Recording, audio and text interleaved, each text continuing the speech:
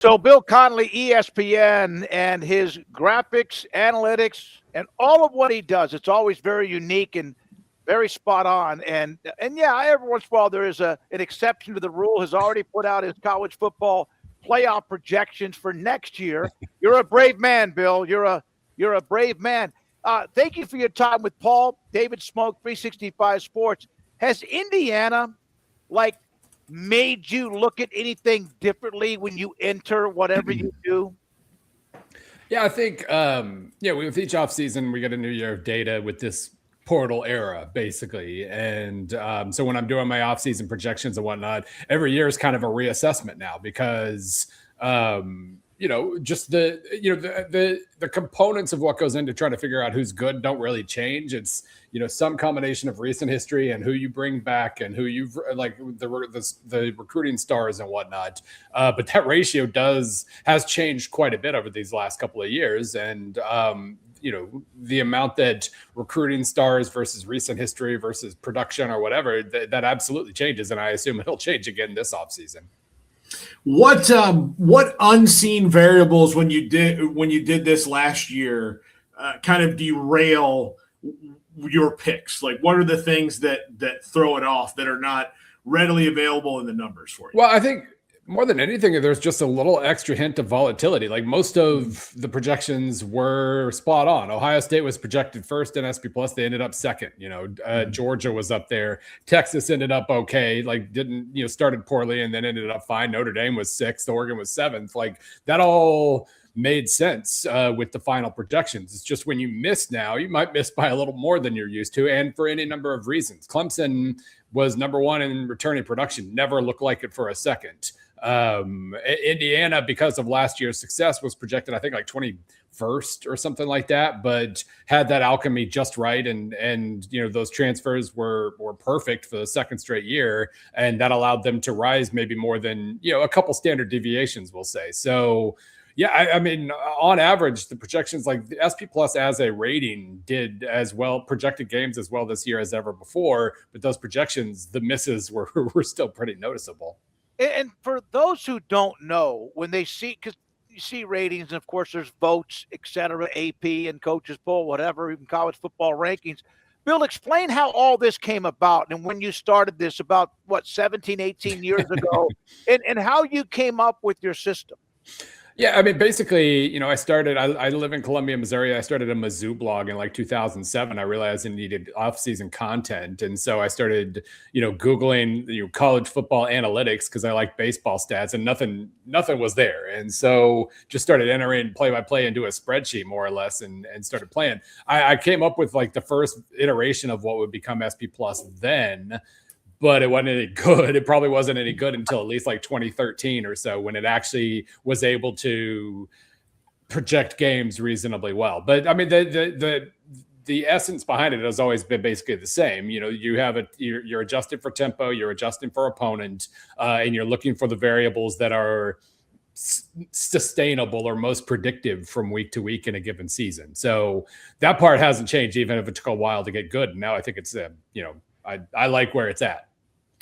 You have some interesting things on this year's projection already. I'll start, since we got a huge Big 12 audience. I'll start with your 11 seed, Oklahoma State. They bring a ton of production with them from North Texas, and is that maybe now like the if you had to name it like a theory, the Indiana the Signetti factor of you bring guys who know what you're doing, you'll be able to hit the ground running a little harder. Yeah, I really enjoy this exercise. It's before, it'll be another month before I have SP Plus projections ready to go once all the rosters are stable and everything. But in the meantime, I basically, instead of just taking Mark Schlabach's way too early list and saying, okay, well, best Big Ten teams, Indiana, I guess they're the champ, and you create a playoff off of that. I enjoy creating rules for the 12 playoff spots. And so, the rule for the Big Ten champion recently has basically been whoever's the best team not named Ohio State, because it's been like 5 years since Ohio State won a title. for Georgia, it's either Kirby Smart or somebody who's beaten Kirby Smart, stuff like that. So for the at-large bids, I did have a particular amount of fun. Like 6 of the 7 spots are going to go to teams in Schlabach's way too early list, just because, again, these lists are mostly right. It's just the whiffs are bigger. And then, yeah, 1 had to be a team that had a losing record last year, because that's what Indiana did in 24 after going 3-9 in 23. And then this year, OU made it after going 6-7. So I looked at the teams who had losing records this year from the power conferences, and I guess really the smart money should have been on like a South Carolina, since they every single year just flipped from good to bad to good to bad. Instead, I decided, you know what, let's take a swing, and Oklahoma State is basically importing the number 1 offense in the country, and I don't know if that defense is even going to be slightly good, but they should be a lot better. So why not? Let's take a big swing and say Oklahoma State's making the playoff. We do have some Oklahoma State fans that are in our chat room. They'll love this. And I kind of teased that on Friday with the show. And then Hawaii at number 12 to get that one spot that has either been Boise State or Tulane, or this year James Madison too. But how about the Rainbows? So I'm very cynical about the committee approach at this point. I just don't think it works. The way they go about, if team A beat team B, then they have to be above them, even if they've been clearly worse the other 11 games. That's how Oklahoma made it this year. They beat Alabama, and therefore they were just glued on top of Alabama wherever they went in the rankings from that point forward, even though they barely beat LSU at the end of the year and just didn't ever really look like a playoff team, if we're being honest. With the G5, it usually comes down to who's played multiple power conference teams and theoretically beaten one of them. And so I was able to really quickly limit the list of G5 teams, or G6 now, teams eligible for the playoff. One of them is Tulane, because they've actually managed to schedule really well, but it's really boring picking the same team to make it 2 straight years. Next best team, Hawaii won 9 games this year. They've got multiple Arizona State and somebody else from the West, California, maybe, or Stanford, I think. They have 2 power conference games. If they go 1-1, they can win the others. They have Mike Alejado back, the really, really fun quarterback, frail quarterback, gets hurt. But if he stays healthy, they should have a really good offense. And they were pretty good this year. So in the aim to not pick Tulane again, because I did have a lot of repeat teams on my list, it felt like Hawaii was the second best team of this batch that has multiple power conference games. Yeah, I would think, I just saw it and I think, man, they're just going to have to fly over and stay if they win. They don't want to take that 8-hour flight back and forth. A&M and Tech pretty much back where they were. Yeah. And that's due in large part to the fact that even though they had some losses, they kind of, if you look at it, replaced with similar or maybe even slightly better players, right? Yeah.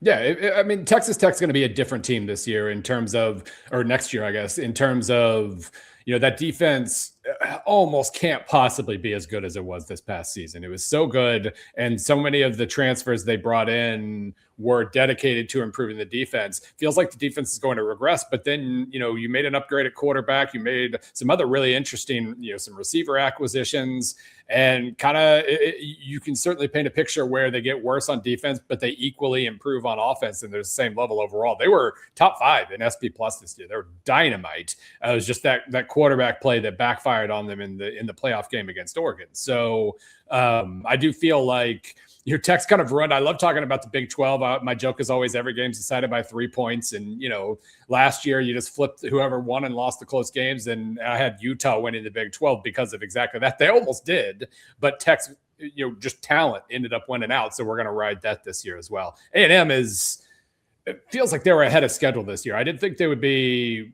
pretty good. I had them higher than pollsters. I'll brag about that and not mention the ones I got wrong. But it feels like A&M. I just really like Mike Elko. I feel like their defense is going to be, the pass rush might get a little worse without Cash DeSal, but it should be there, and the offense should be very experienced. So feels like they're a safer bet than some others, I think. Well, and Marcel Reed just played terrible. He was terrible in the last couple of games, in the playoff game and also a game against Texas in the second half. He was awful. So they've got to get him to a level so high and low. He's so all over the place. Yeah, absolutely. And Hal didn't do much in some of the key games down the stretch either. So how long does it take for you to do this. The season end, it's only been over from a week ago tonight. Yeah. But how long is this one of those things where you have a spreadsheet, whatever, and it kicks it out? Well, how does this work?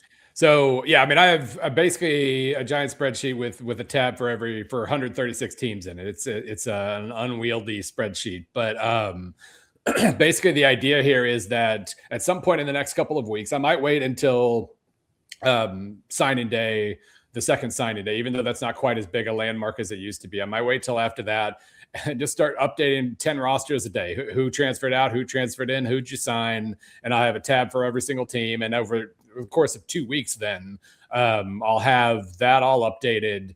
Then you dive in and you start playing with the projections. You look at the returning production numbers. You look at what based on last year's hits and misses, what I need to change, the proportions or whatever. And in theory, then about a month from now, at the end of February, we'll have the initial 2026 projections. For all the calendar got kind of fixed and screwed up at the same time by having just the one window in January. It helps me though, because with only one window, I don't have to go and do all of this again in May. So there's at least that. One of the things I don't see on this list, one of the teams I don't see is LSU. Yeah. They have made a ton of portal additions. The Lane train is in Baton Rouge. Is it maybe too much to project on how all these guys who have never been together in the same city before will do something in 1 year? Right. Yeah. I mean, really, it just came down to picking A&M and Texas over LSU. I had a few spots for SEC teams and ended up going with another one. But they are the teams that take on so much in the portal. Obviously, sometimes you can become Indiana. But it's just those projections are so volatile. Taking on that much of a roster change, sometimes it's going to backfire horribly. Sometimes it's going to improve things drastically. For Kiffin, I'm just maybe it takes a year. Maybe they don't have quite what they need everywhere. He's been as consistently impressive with portal acquisitions as pretty much anybody not named Kurt Cignetti at this point. Although Cignetti's only done it twice, Kiffin's done it a few times, I guess. And even this last year, I didn't really like what he brought in as much as I had previous classes that made the playoff, and then without him won a couple playoff games as well. So he really does know what he's doing. They're probably going to be good to very good. It's just whether they can get to 10-2 or so. We'll see. Bill, who is traditionally the one that lets down the rankings? Well, see, I mean, we have, USC and Texas, that's what immediately comes to mind there. And obviously this past year, Texas never looked like the number one team in the country, but this last year was also really weird, I guess. And just that, there was so much turnover from the year before. Arch Manning was the least statistically proven Heisman preseason favorite ever. I think only Tua had thrown for fewer career yards, but he had won the national title game the year before at least. So it was weird. And Texas technically let down those preseason numbers. But I think historically it's probably still USC. It does feel like they've underachieved. And it's funny because I like USC this year. I thought heading into 25, I was looking at what they had, and aside from Mekhi Lemon, it seemed like all their best players were guys who are going to be coming back in 26, and then they signed a great recruiting class and all that. So I'm kind of talking myself into USC this year, and I'm stepping on that rake that I'm sure a lot of other people will step on as well. With Texas, it was Arch Manning's first, year as the starter. They maybe weren't as good at wide receivers. I think they thought they were really bad on the offensive line. They have made portal additions that on paper look really, really good. Yeah. When you went and looked at the numbers, how much from a team that was preseason ranked number one, does it look like this is a team that actually could be better? Yeah, I'm trying to remember. Heading into 2025, I only had them projected like 7th or something like that because of turnover on the offensive line, turnover on both lines really, and receiving core. And they ended up, not too far away from that number, I guess. But I don't think there's any question they're going to be, if at least projected as highly heading into this year, and maybe with so many other teams losing pieces, maybe they end up in the top 5 just because, like you said, I mean, they return more than they did a year ago. Arch now, they return their starting quarterback, and we kind of know what he's capable of. And for whatever it's worth, number one in total QBR after November 1st. His ability, he can't throw. the fact that he can run so well but can't throw on the run well at all is really confusing to me. And I don't know if that's something you can fix, but they certainly figured out his capabilities and made him very effective down the stretch. So yeah, I'm guessing they're probably top 5 to 7 for sure.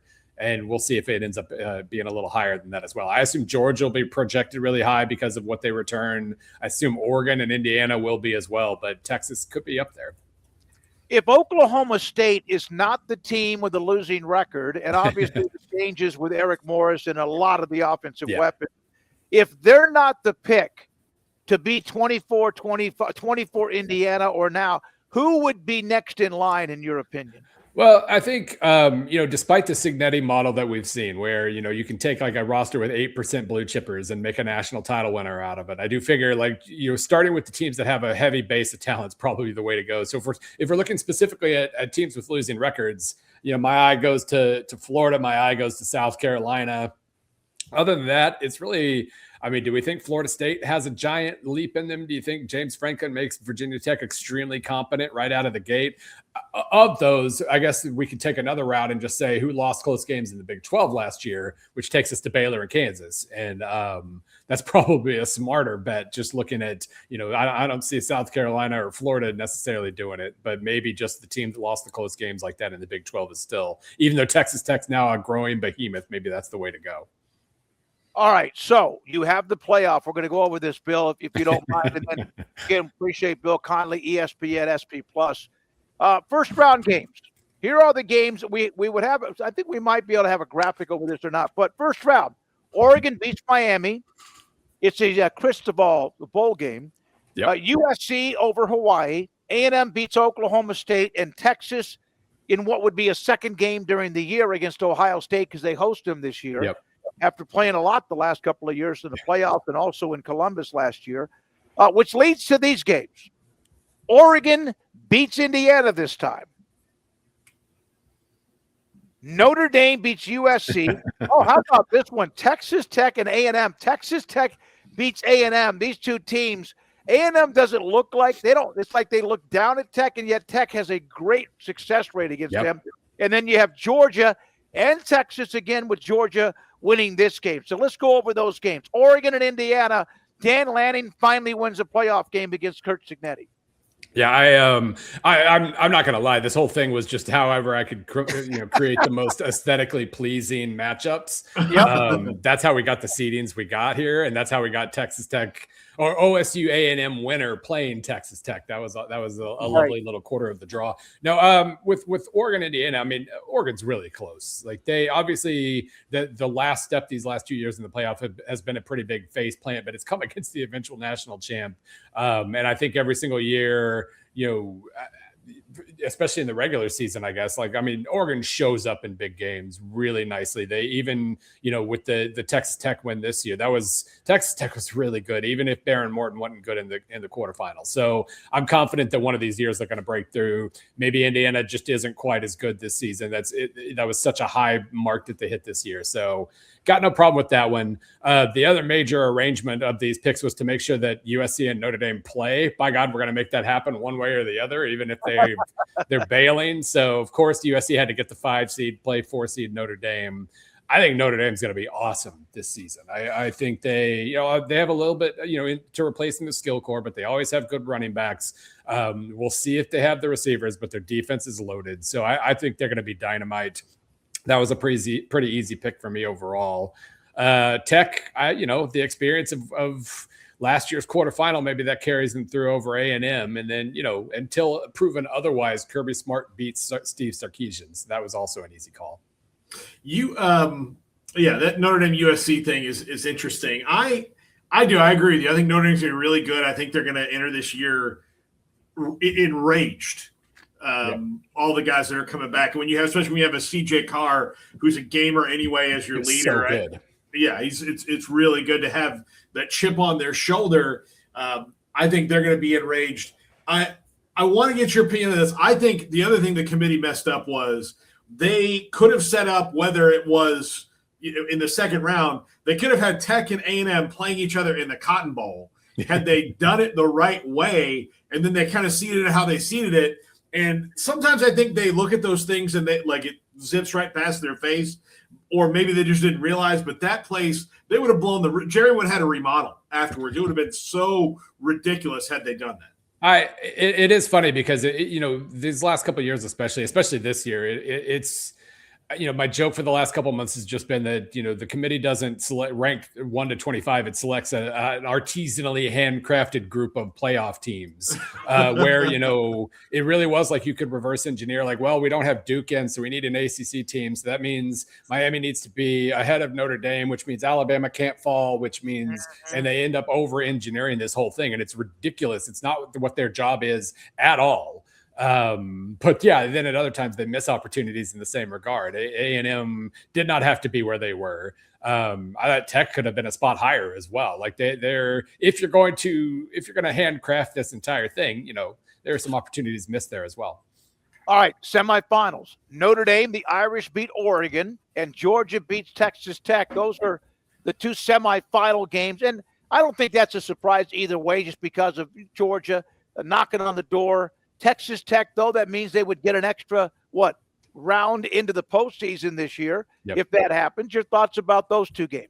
Yeah, I mean, for Notre Dame, I think it just came down to pure, I think they might be better than Oregon and went just simply with that. Once I started to talk myself into Notre Dame a little bit, but that would be an absolute heavyweight matchup right there. And it would be, I want those quarterfinals in home stadiums eventually, but a neutral site game between Notre Dame and Oregon would be pretty dynamite. And then, it feels like Georgia's the perfect next test for Tech to pass to get out of the quarterfinals this year. And now they have to figure out how to beat the best brawling team in the country, even if Georgia's offensive upside isn't always where it needs to be. They can still brawl, and that'll be a new test for Tech. Well, and look, playing Notre Dame and Georgia are in your finals. That's who you have in the final round. To me, projecting it out, you got CJ Carr versus Gunnar Stockton. CJ Carr's the more polished version of what Gunnar Stockton is, right? Where they're just brawlers who, in the moment, know exactly what they need to do. Yeah, and I think, it'll be, Malachi Fields ended up being a really important weapon for Notre Dame this year because they were actually able to stretch the field a little bit too. And Carr was able to make those Stockton and the Georgia offense are so conservative. It's basically either run or throw to the sideline on every single play. And they're good at it. They're obviously very, very good at it. And Zach Branch was obviously a unique weapon for them this year. But the big play capabilities there, I think, I was able to talk myself into Notre Dame winning that one purely based off of that because they do have a little bit more explosiveness and both defenses should be great. So maybe that makes the difference. And then the championship game. First thing I thought about when I saw this game, I thought about Herschel Walker. That's Notre right. Dame. I mean, I'm old enough to remember those times. And obviously Georgia's been good and who they are. But Irish win it all. You mentioned they're going to come back and Paul mentioned that with a vengeance. I almost wonder if what they did might not be some karma that comes back to hurt them because they decided to opt out. But would be a great game. Two teams. Georgia's had their recent championships and Notre Dame 2 years ago played for it. But now you think that they might win it this time. Yeah, if you're just asking me who I trust the most heading into next season, I would say it's Notre Dame, it's Oregon and Georgia, and it's probably Indiana. And Ohio State obviously is just kind of sitting out there. We're probably overestimating. We're probably overreacting to the way they finished last season. They're obviously going to be kind of top 5 caliber from a talent point for sure. And now we'll just see about this new offensive coordinator hire. But for me, the problems with Ohio State this last year were that they spent all year in cautious mode with the redshirt freshman quarterback. They were able to play it safe and eventually pull away because of a dominant defense. Then they actually needed to shift into gear offensively at the end of the season. Just couldn't really do it. They should be able to, they'll have the talent. So I think I just named a top 5 there in whatever order: Georgia, Notre Dame, Indiana, Oregon, Ohio State. Of those teams, honestly, I guess you could say that karma with Notre Dame is going to be interesting because on one hand, they should have a stock of good karma for having gotten screwed this last season and everything that happened. Then they opted out. Then we all remembered about, oh yeah, they arranged to next year they get in even if they're top 12, whether they're one of the top 7 at-large teams or not. They've rigged the system in their favor like the SEC and Big Ten have. So never mind. That just erases all the karma and we're starting from scratch. Bill, last thing for you. Of all the books you've written, I think there's 3. Mm-hmm. Which was your favorite or I'm sure all of them, it's like, hey, which is your favorite child? Right. But which one was your favorite, and which is the one that turned out maybe differently than you first thought? Well, it's for progress. The most recent one is probably my favorite because it did take the most work, if that makes sense. Like I challenged myself to actually figure out what I think should happen moving forward with the sport, where things could go. It's really, we're on a path right now with, where you just follow how the money's going and you can figure out where the sport's headed. But I tried to, create warning signs for that and tried to, create an alternative vision a little bit. So that was certainly probably the hardest, the most, it took the longest to think out. And it's funny because also writing about current events in college football right now, I submitted the manuscript in May. It was guaranteed to be outdated by the time it came out in the first week of September. And it kind of was. And now a year later, now I got to figure out, like, are we putting out a paperback version of this where I have to update like 4 chapters or, how does this gonna, so it was a, it's a moving target for sure, but I still liked the way it came out, even if it was guaranteed to be, outdated immediately. Great stuff, man. Appreciate it, Bill. Enjoy it. Enjoy the day. Bill Connelly, ESPN, S+, and again, the writer of 3 different books in his career. This is 365 Sports.